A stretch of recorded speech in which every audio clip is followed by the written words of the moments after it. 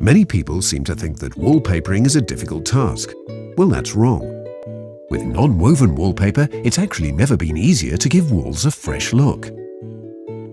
Here's what you need to get started: pencil, craft knife, spirit level, paper hanging brush, sponge, a roller, paste for non-woven wallpaper, and wallpaper, of course.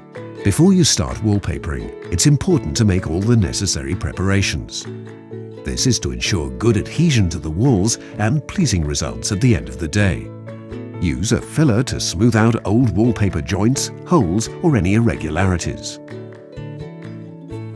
We recommend starting at a door, window, or corner of the room. Measure 52 centimeters along the wall from your starting point. Since a roll of wallpaper is 53 centimeters wide, this will allow a 1 centimeter overlap on the next wall. Then make a mark on the wall and draw a pencil line using a spirit level or plumb line. It's essential that the first length is vertically straight. Once you've got that right, the rest is easy.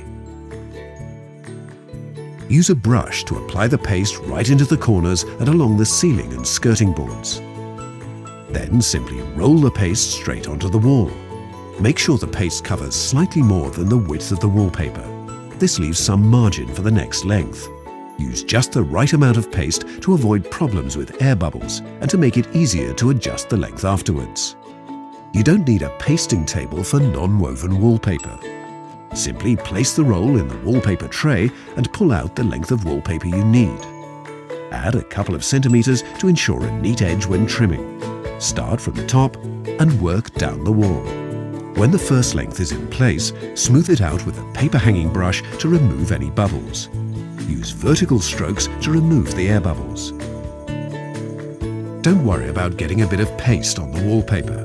That always happens. Paste and finger marks on the front of the paper can be wiped away with a damp sponge. When you are pleased with your work, cut neatly along the top and bottom with the craft knife. Now it's time to hang the next length. If the wallpaper has a pattern, you'll need to match the second length with the first. Non-woven wallpaper does not need to be overlapped. This gives a perfectly smooth finish and almost invisible seams.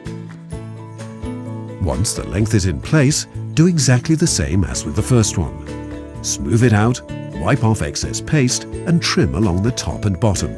After that, carry on until you've finished. It's as easy as that. Good luck!